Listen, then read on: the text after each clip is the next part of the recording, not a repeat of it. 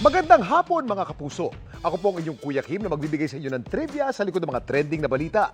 Gumapang ang takot sa isang tahanan sa Cebu nang may nahuli silang isang itim na hayop. Anong klaseng hayop ito? Nalaingig pa ni Dad.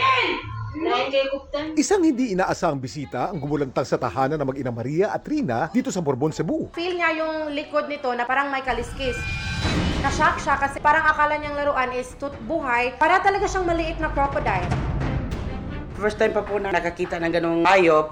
Ang mag-ina sinubukang i-search online kung anong hayop ang kanilang nahuli. Posible itong black girdled lizard. Pero pinagtataka nila, ang mga black girdled lizard, endemic o tanging sa South Africa lamang makikita. Posible nga bang may makitang black girdled lizard dito sa Pilipinas?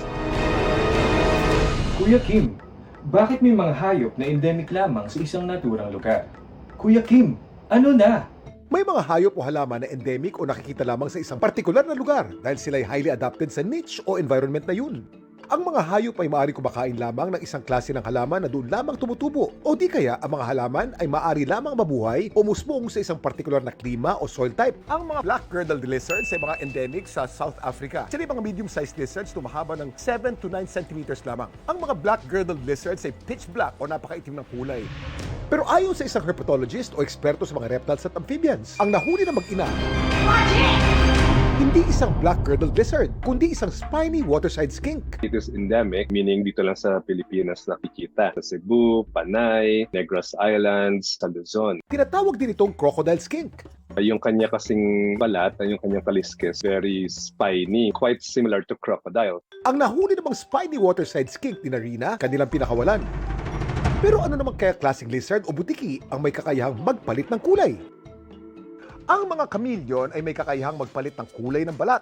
Nagagawa nila ito sa pamamagitan ng mga pigment-bearing cells sa outer layer ng kanilang balat na kung tawagin ay chromatophores. Kapag nakaranas sila ng pagbabago sa body temperature o stress levels, ang nanocrystals sa balat nila ay nagko-contract o nag-e-expand, rason para mag-iba ito ng kulay.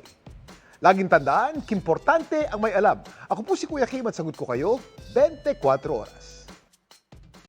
Mga kapuso, patuloy na tumutok sa mga balita. Mag-subscribe sa GMA Integrated News sa YouTube. Sa mga kapuso abroad, samahan nyo kami sa GMA Pinoy TV at sa www.gmanews.tv.